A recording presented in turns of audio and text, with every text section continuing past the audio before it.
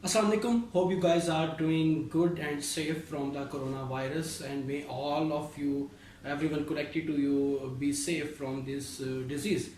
Okay, so for in this subject of electromagnetic theory, after studying the basic quantities required to study the subject and the basic rules of operation required to manipulate those basic quantities, we split our study into simple domains, or we could say into steps. At the first step, we discuss electrostatics, where the charges were static, the basic quantity, the source that was static, not moving with respect to space or time. And what were their effect in the surrounding, the electric field intensity and electric field density. Okay, at the second step, we consider that okay, charges are moving, or charge move with respect to space, but still it is not changing with respect to time. Then it is going to produce the steady currents, which are known as the DC currents as well.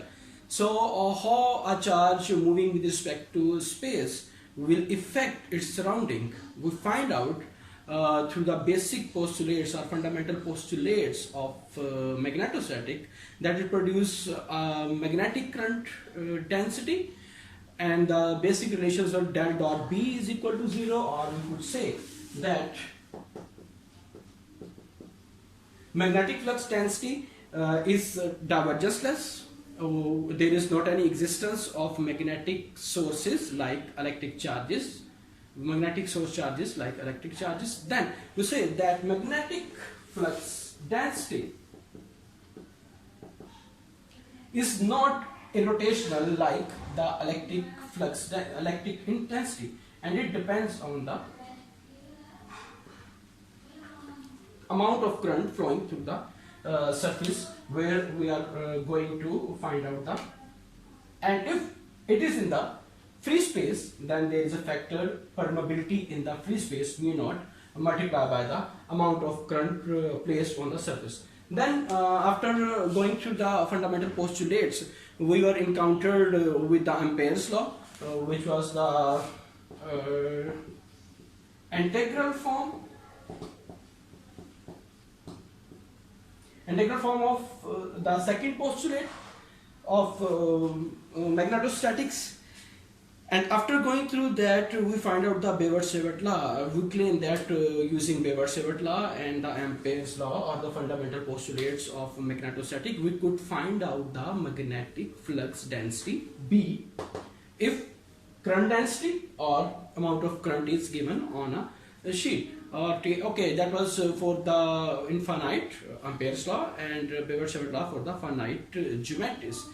After doing that, we considered that what happened to the magnetic flux density if they interrupt or they encounter with any material media instead of the free space. Then we find out that the second fundamental postulate of magnetostatic molds change, and there is introduction of another basic quantity, which was H, magnetic field intensity, and that was equal to the amount of current, and the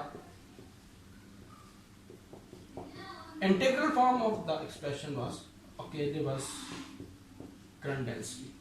Okay, so integral form give us the complete description of the Ampere's law. At the next step, we will find out, or we are going to explore, that what happens to this magnetic flux or magnetic field intensities when they pass or they transfer from one medium to another medium, how they will respond at the boundary of the interface when they transmit from one medium to another medium, how much quantity will be reflected back, how much transfer in the next medium, what will be the angle of propagation, what will be the magnitude of those magnetic flux density or magnetic field intensity. Yes, you got it. Our today's topic is boundary conditions for magnetostatic fields. Our line of action to find out the boundary conditions for magnetostatic fields will be the same as we had adopted when we were discussing the electrostatic fields.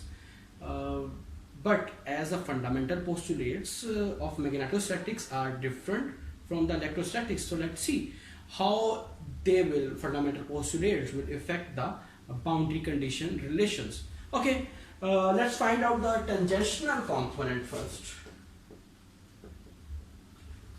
Okay, consider two mediums named as 1 and 2.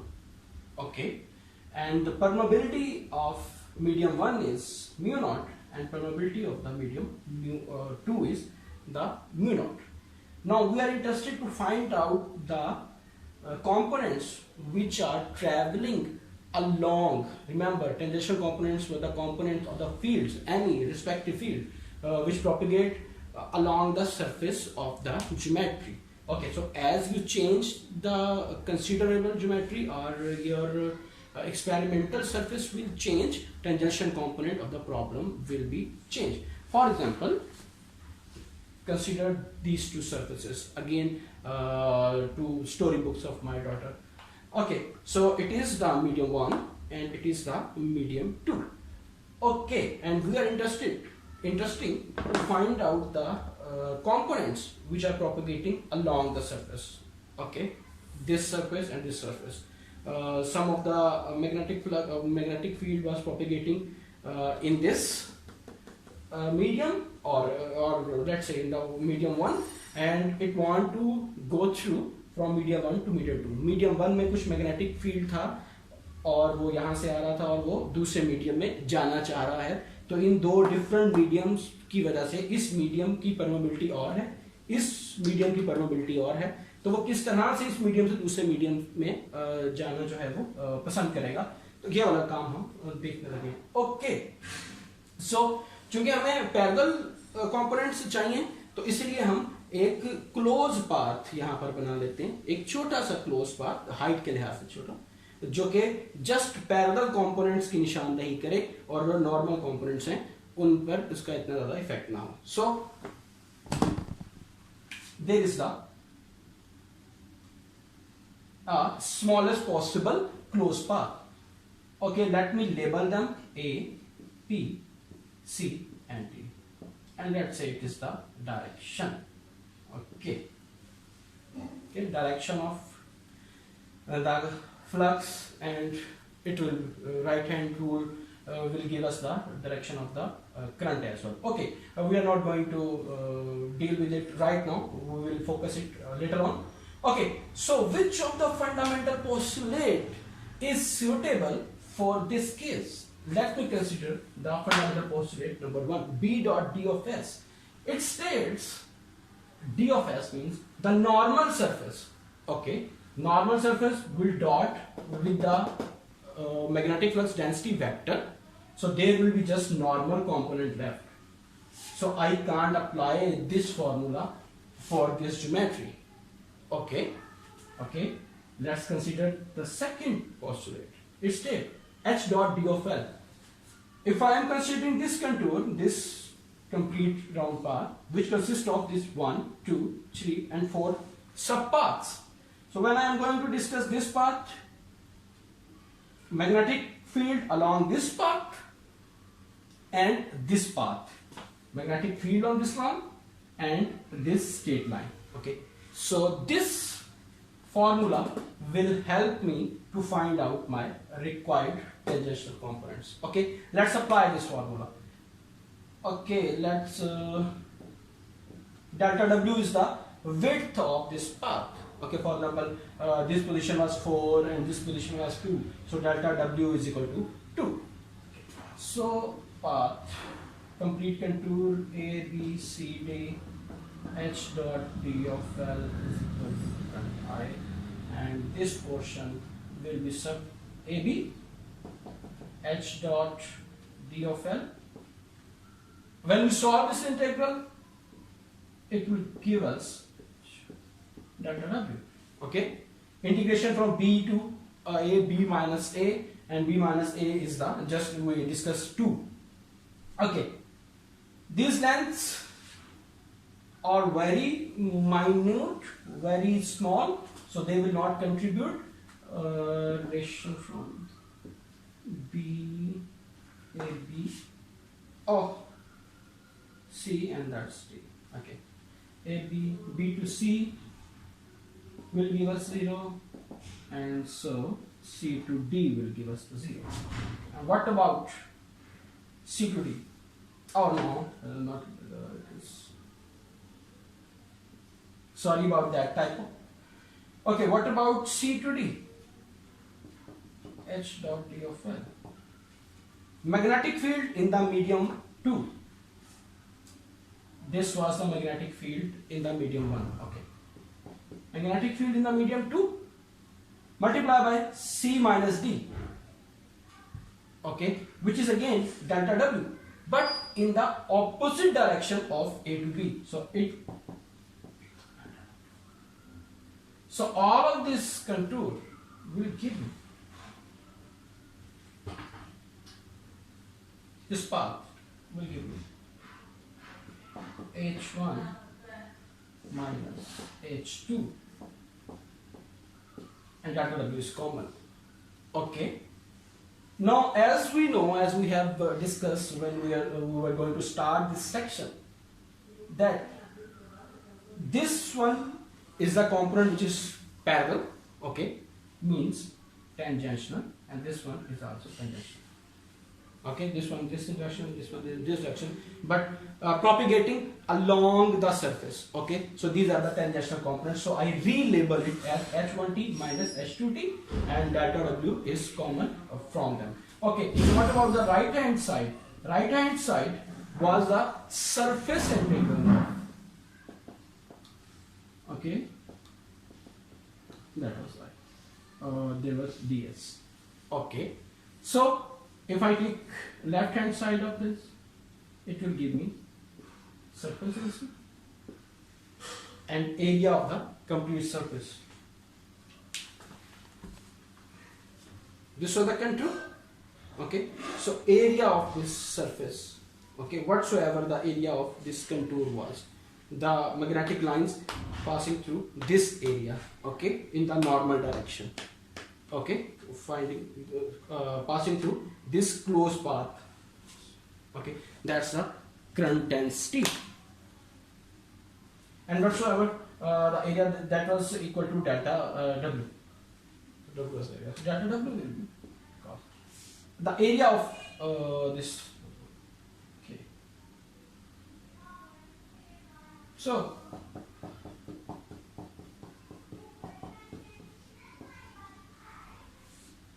tangential components of the magnetic field intensity are discontinuous with the amount of current flowing through the surface. Okay, the surface. Okay, sorry, my apology. I said this was a closed path, and this was the surface, intermediate surface. Okay, where from your current density is flowing normal to this one. Okay, no, not the this closed path. Okay, current flowing from, as we have started the problem, this to this. So amount of current density, the amount of currents that you have propagating on this surface, okay, it will affect the propagation of magnetic field intensity from one medium to the other medium. Okay, my apology about that. I was thinking something else. Sorry about that. Okay, so this was the relation of magnetic field intensity when it propagates from one medium to the other. Okay, let's see what about the tension. Okay, oh wait a minute. One point left here. Okay, if the mediums are perfect conductors, as we discussed when we were discussing electrostatics, then if one in the case of conductors, what happens? All of the charges appears on the surface of the conductors, right? In this way, all of the current inside the conductors, there will be no current density. So all of the currents on the surface, so all the current density in case of conductors will be from the surface. But for the non-conductor materials, all the charges resides inside the medium as well, instead of the conductor surface. So there will be volume current density, ampere per meter square is the unit, instead of the surface current density. So if you are given the mediums where there are not the ideal superconductors or the perfect electric conductors, then this quantity will not be there, surface current density. There will be volume current density, but the formula gives us the surface current density. So for those ऐसे mediums जहाँ पर आपका super conductors ना हो या perfect conductors ना हो, J of S 0 हो जाएगा, तो आपके पास H20 is equal to H2. Tangential component continuous हो जाएंगे आपके पास, अगर आपके पास कोई भी दो मीडियम्स हो जो कि कंडक्टर्स, जिनमें से एक या दोनों मीडियम्स कंडक्टर्स ना हो, ठीक। तो ये बहुत अहम बात है, इनडायरेक्टली ये सवाल में पोशीदा होगी, वहां से आपको इसको डिग आउट करना होगा अगर डायरेक्टली नहीं बताया हुआ किसी ने, ठीक। कोई दो मीडियम दे दिए तो आप उनको सपोज कर सकते हैं कि उनमें से कंडक्टर्स मौजूद नहीं है, ठीक है, until unless they specify that one of them or two of them are perfect electric perfect conductors or the superconductors. Okay, when they specify that they are superconductors or perfect conductors, then you have to apply this equation, otherwise you could apply this one. Okay, let's move to the normal component. So for the normal components of the magnetic field, when they transfer from one to other medium, consider the same geometry, medium 1, medium 2, and now we are interested in the fields which are propagating along the normal direction. Okay, component of the magnetic field coming in this direction and going in this direction, okay, which is a normal component on the surface. So which of the formula should be applied? We have already encountered this. If we consider this formula, then it will give us the components which are along, but now at this time we are interested in the normal component. We have already encountered, हम पहले discuss कर चुके हैं कि ये वाला जो formula है इसमें dot D of S, okay, जब हम डॉट डी ऑफ एस को ओपन करते हैं तो ये नॉर्मल कंपोनेंट dl1 dl2 देता है, ठीक है। तो ये नॉर्मल कंपोनेंट डॉट जब करेगा तो हमारे पास जस्ट नॉर्मल कंपोनेंट रहेगा, इसीलिए हम इस वक्त इस फॉर्मूले को चूज करते हैं। इस फॉर्मूले को चूज करने के लिए आपको सरफेस चाहिए, क्योंकि इंटीग्रल जो है फंडामेंटल पोस्टुलेट्स वो सरफेस है, तो इसलिए हम यहाँ पर अब एक सरफेस बनाएंगे, ठीक। एक सिलेंडर ले लेते हैं, छोटा सा बहुत मामूली साइज का सिलेंडर, जिसकी एक सरफेस यहाँ पर हो और एक सरफेस दूसरे मीडियम के अंदर है, ठीक। क्योंकि उसकी लेंथ बहुत छोटी ही है तो उसकी तीन में से सिर्फ दो सरफेसेस यानी कि टॉप और बॉटम हमारे काम की होगी। जो साइड सरफेस है, यानी कि अगर आप अपना ग्लास सोचें तो ग्लास का जो कर्व्ड पार्ट है वो स्मॉल साइज होने की वजह से कंट्रीब्यूट नहीं करेगा। Okay, let me draw the situation. आपके पास ये वो बाउंड्री है जो कि दो मीडियम्स को μ1 और μ2 को सेपरेट कर देंगे, राइट। और यहाँ पर आपने एक स्मॉल सिलेंडर बना दिया।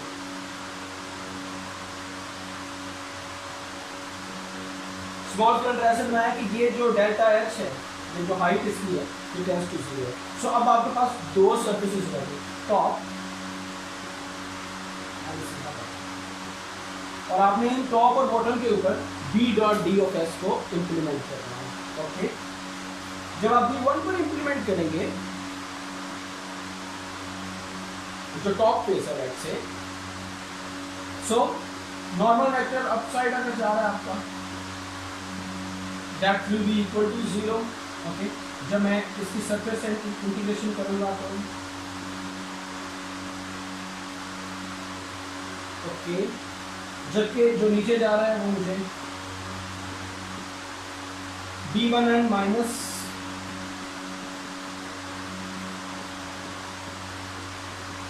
right hand side is equal to 0. Now there are two cases, either delta of S or total surface, okay, not the side face as we have discussed. Total surfaces will be equal to 0 or this quantity will be equal to 0. अब total surfaces को equal to 0 नहीं हो सकती, ये top और bottom face पे contribution की है। सो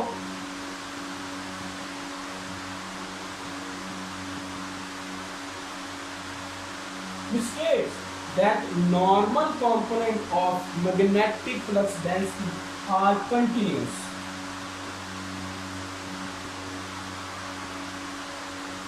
at the interface of a magnetostatic boundary condition. Okay, so the next step we will implement both of them in an example. Example we are going to solve is kind of similar to the example that we did in the electrostatics. Okay, what is the problem? They say that you have two different mediums, and it is medium 1. This is the point P1 in the medium 1, and a wave with magnitude h1. Okay, h1 एक vector है जो कि h1x plus h1y plus h1z या r phi z या r capital R theta phi कुछ पर भी मुश्किल हो सकता है, तो उसमें जस्ट एक h1 वेक्टर ले, ओके, जो कि नॉर्मल से ये पॉइंट P1 पर उसने एक नॉर्मल दिया है, ठीक, वही आपकी टू सरफेसेस मीडियम 1 मीडियम 2 और ये एक पॉइंट हो गया इनके इंटरफेस पर, राइट, और ये वो नॉर्मल वेक्टर आ गया इस इंटरफेस में, ठीक। अब वो ये कहना चाह रहा है इस नॉर्मल वेक्टर के साथ मैं P1 को साइड कर देता हूँ, आपको समझ चल जाएगा P1, ओके, P1 को मैं लिख भी रहा हूँ, आपको पता चल जाएगी P1। ये जो मैग्नेटिक फील्ड है ये नॉर्मल वेक्टर के साथ एक एंगल अल्फा बना रहा है, ओके, h1 वेक्टर गिवन है, अल्फा गिवन है, μ1 गिवन है, μ2 गिवन है। अगेन उसने हमें इसकी डिस्क्रिप्शन नहीं दी कि h1 के टेंजेंशियल कंपोनेंट्स कौन से हैं और h1 के नॉर्मल कंपोनेंट्स कौन से हैं, उसने सम अप करके h1 वेक्टर दे दिया, okay. He just informed us about the h1 vector, the complete vector, not about the normal or the tangential components. So now alpha 1, the angle which this vector is constituting, making with a normal is given. μ1 medium information about the medium 1 or the permeability of the medium 1 and the permeability of the medium 2 is given. He is asking to find out the angle that this field will make with a normal in the medium 2.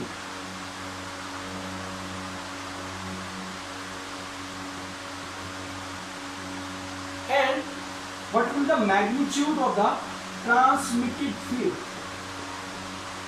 वो wave जो कि दूसरे medium में transmit की है, जो दूसरे medium में पेनिट्रेट की है, उसका मैग्नीट्यूड कितना होगा, और वो नॉर्मल के साथ जो नॉर्मल आपने वेक्टर दिया था उसके साथ कितना एंगल बना रही है, ओके। सो हमारे पास first book will inform us that this problem definitely deals with the boundary conditions, okay. We should apply the boundary condition formulas for them. Second look, as he is talking about the magnetic field, he is also talking about the permeabilities, so we should come to know that boundary condition problem deals with the magnetostatic fields, or it could be electromagnetic, but we have not discussed them yet. We will discuss when it will come. Okay, so I am just comparing from electrostatic and magnetostatic boundary conditions. So इन दो बातों से आपको पता चल गया कि आपको इन दोनों फॉर्मूला में से कोई फॉर्मूला या दोनों फॉर्मूला लगाने, इन शॉर्ट, ओके। सो अब कौन सा फॉर्मूला लगाना है? ये फॉर्मूला बात कर रहा है नॉर्मल कंपोनेंट की, ये फॉर्मूला बात कर रहा है टेंजेंशियल कंपोनेंट की, जबकि हमारे पास फील्ड में कहीं पर भी नॉर्मल और टेंजेंशियल कंपोनेंट्स है नहीं। So at the first step you have to convert this field in the tangential and normal components and find out the respective expression for them, okay। पहले आप इस मैग्नेटिक फील्ड इंटेंसिटी को tangential और normal components में convert करेंगे और फिर उनके एक्सप्रेशंस उनकी इक्वेशंस निकाल लेंगे, ठीक है। फिर हम वो इक्वेशंस यहाँ पर पुट कर सकते हैं। फॉर एग्जाम्पल ये जो वेक्टर है इसका टेंजेंशियल कंपोनेंट, राइट, h1t, और इस वेक्टर का नॉर्मल कंपोनेंट ये जो आपका नॉर्मल दिया है,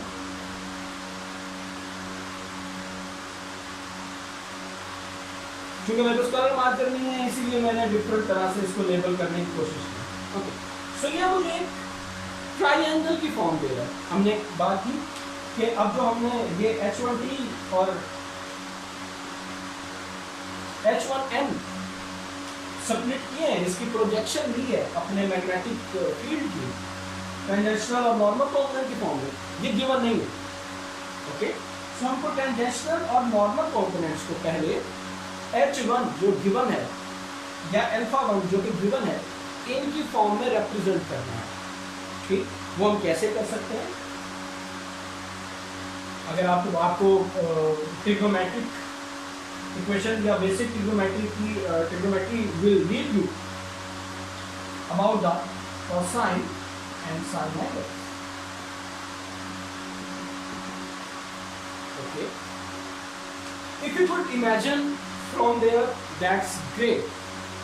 Otherwise you could make a feasible and easy triangle out of that triangle.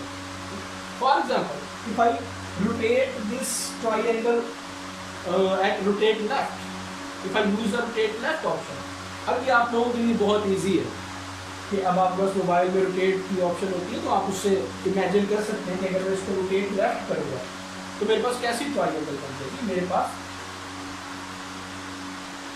कुछ इस तरह की ट्राइंगल बनेगी। ओके, जिसमें मेरे पास ये वाला तो हो गया h1। Okay, so in front will B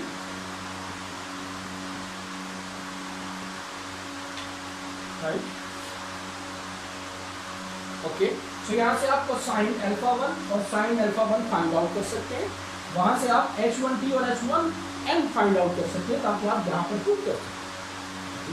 similarly आप यहाँ से h2 ये वाली triangle kind of straightforward, so आप इसका साइन और कोसाइन, ठीक, sine α2 this and this, cosine this by this. Okay, तो आप वैसे ही निकाल देंगे। जब आप वैल्यूज पुट करेंगे तो आपके पास दो इक्वेशंस और दो अननोन्स आ जाएंगी। Okay, that important point that we discuss in the last as the last point of tangential component, कि उसने आपको कोई इंफॉर्मेशन नहीं दी क्वेश्चन की स्टेटमेंट में कि ये जो आपका जो दो मीडियम्स आपने रखे हैं, ये इनमें से कोई कंडक्टर है या परफेक्ट कंडक्टर है। उससे दो मीडियम्स की बात करेंगे, μ1 और μ2। सो अब आप यहाँ पर इसको परफेक्ट कंडक्टर के तौर पर लेकर JS = 0। Okay, so h1t = h2t and b1n = b2n। Problem आपका सिंपल होता है। ओके, दो इक्वेशंस, दो अननोन्स, आप यहाँ से अपना α1 निकाल सकते हैं, सॉरी α2 जो कि आपका अननोन है।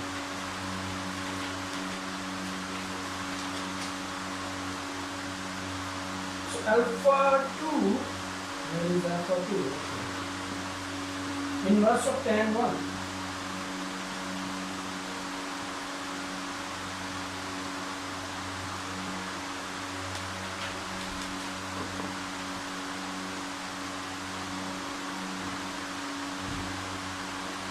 Okay, so it is my α2। α2 को अगर मैं अपनी मैग्नीट्यूड की इक्वेशन में पुट करूं तो मेरे पास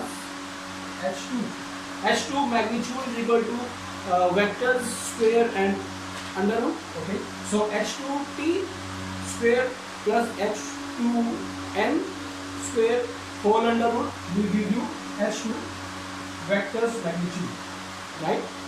मीनवाइल आपने h2 को h1 की फॉर्म में कन्वर्ट कर दिया होगा जब आपने दो इक्वेशंस बनाई होगी। ओके, सो यहाँ से आप इसको पॉज करके वो इक्वेशन बनाइएगा जो कि हमने नहीं मेंशन की, ठीक, ताकि आपको आगे समझने में आसान हो।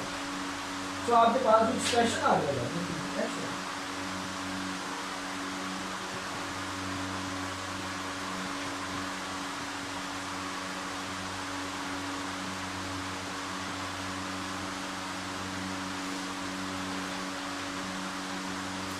ओके। सो अब हम चलते हैं इन दोनों इक्वेशंस के इनकाउंटर पर। ओके, जब एक मीडियम से दूसरे मीडियम में फील्ड जाएगा तो उसके साथ किस तरह का सलूक होगा, ये हम जज कर सकते हैं यहां से। सबसे पहला पॉइंट, अगर permeability of the medium 2 greater है परमेबिलिटी ऑफ द मीडियम 1 के, सो अल्फा 2 ग्रेटर एंगल बनाएगा as compare to alpha 1। For example alpha 1 30 degree का था, ओके, तो अब यहाँ पर ग्रेटर देन 30 डिग्री का एंगल बनेगा नॉर्मल के साथ। अगर μ2 स्मॉल है एज कंपेयर टू μ1, ओके, तो अल्फा 2 भी स्मॉलर एंगल बनाएगा। अगर अल्फा 1 वही 30 था फॉर एग्जाम्पल, तो अल्फा 2 लेस देन स्मॉलर बनाएगा। इसको और एक्सप्लेन करने के लिए मैं दो एक्सट्रीम केसेस कंसिडर करता हूँ। केस नंबर 1, ये आप वैल्यूज पुट करेंगे तो आपको खुद भी समझ आ जाएगी कि मुझे ड्रॉ करनी है ड्राइंग्स, तो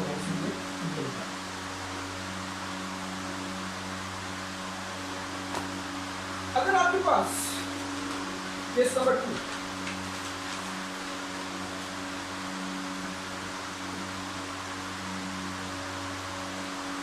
permeability of the second material is very high as compared to the permeability of the medium 1. Okay, मिसाल के तौर पर मीडियम 1 एयर है और यहाँ पर आपके पास कोई फेरोमैग्नेटिक मटेरियल रखा हुआ है, बहुत हाई डेंस मैग्नेटिक मटेरियल रखा हुआ है। Okay, let's say it's 1 and it's 100 kind of, just रफली नंबर। ओके, तो फिर आपके पास उसी फॉर्मूले, एंगल वाले फॉर्मूले से आपको ये बात पता चल जाएगी कि अगर अल्फा 1 कोई भी एंगल बना रहा है,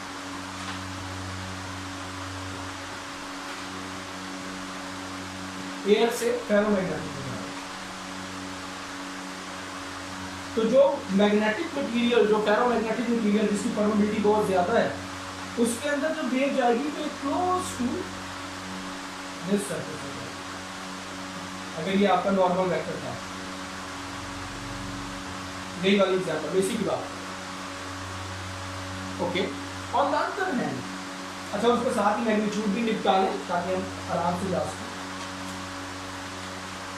इसका मैग्नीट्यूड जो होगा वो थोड़ा सा ज्यादा, a little greater than h1, could be half, would be double of that. Okay, not much, there is not much difference.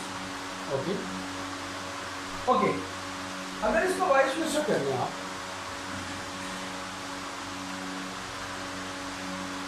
कि μ1 is very greater. Okay,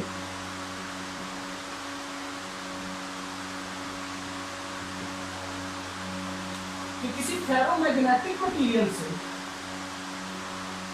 किसी बहुत ही ज्यादा मैग्नेटिक टाइप के मटेरियल से आपके पास जो मैग्नेटिक फील्ड है वो ट्रेवल कर रहा है एयर में, then the transmitted field will be close to the normal. Okay, and magnitude of the transmitted field will be far more than the magnetic field value in the medium 1. Okay, you could consider any numbers in those equations. For example, I just consider alpha 1 is equal to 30 degree, μ1 आप ले लें 1, μ2 आप ले लें let's say 30. Okay, just rough numbers. I'm not going to consider any material, okay, right now.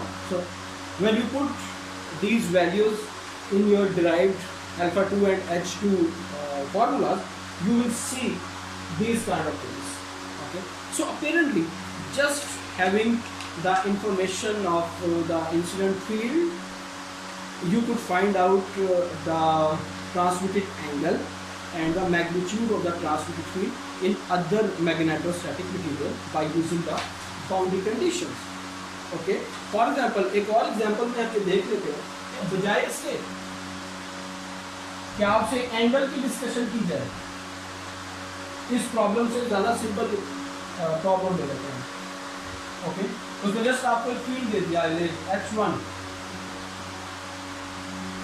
let's say in the Cartesian coordinate or cylindrical coordinate, 5 radius 5 minus 3 5 plus 4 z. That's it.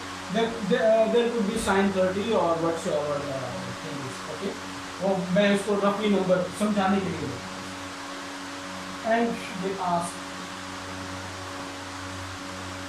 Moreover थोड़ी सी complexity add करने के लिए वो कह देता है कि current density जो आपके पास है, let's say it's 4 ampere per metre. Okay, so H2 find out करें, यानी कि आपने एक ऐसा ही वेक्टर फाइंड आउट करना है. H2 AR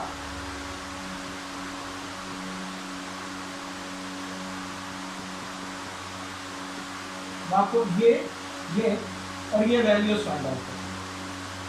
ठीक, यहाँ पर इंपॉर्टेंट चीज़ ये है कि वो आपको बताए कि जो आप ज्योमेट्री ले रहे हैं, एक ग्लास कंसीडर करें, फर्स्ट करें एक ग्लास, अब उसकी कितनी सर्फेसेस है? 3, top, bottom and that rounded shape. Okay, where your differential change in length is along the phi axis. Okay, so he should give you the surface that he want to transmit the field from this to that surface. Okay, for example, he gives you the surface which is that circular face. Okay, he is not interested in top, he is not interested in the bottom face. He gives you the surface that one where phi is the rotation, phi and z is the rotation and r is the normal vector, right? So अब आपके पास tangential components कौन से हो गए? r normal component वो hit कर रहा है जाकर उस सरफेस को, कम ऑन, और वो जो सरफेस है वो किससे बनी हुई है? फाई चेंज हो रहा है और जी भी चेंज हो रहा है, हाइट उसकी कुछ भी हो सकती है. ठीक है, सो टेंजेंशियल कंपोनेंट्स हो गए phi and z, phi and z. Please for this specific example, जब उसको सरफेस ये वाली दिया तो उसके लिए मैं टेंजेंशियल में ले रहा हूँ. अब हर दफा यही पक्के होता है. And which is the normal component. Okay, अब आप नॉर्मल कंपोनेंट्स करेंगे. नॉर्मल कंपोनेंट ये वाला एग्जैक्टली यही बन जाएगा. टेंजेंशियल कंपोनेंट चेंज होंगे क्योंकि जी ऑफ एस इक्वल टू 4. अब बस 2 इक्वेशन और 2 ही अननोन है, आप अगला काम आराम से कर सकते हैं. ठीक, सो ये सारा कुछ था आज के लेक्चर में कि boundary conditions for the magnetostatics, किस तरह से एक मीडियम से दूसरे मीडियम में जब आप जाते हैं मैग्नेटोस्टैटिक्स को यूज़ करते हुए, मैग्नेटिक फील्ड एक मीडियम से दूसरे मीडियम में जाते हुए किस तरह से बिहेव करता है, उसका एंगल, उसका मैग्नीट्यूड आप किस तरह से फाइंड आउट कर सकते हैं. Thank you very much.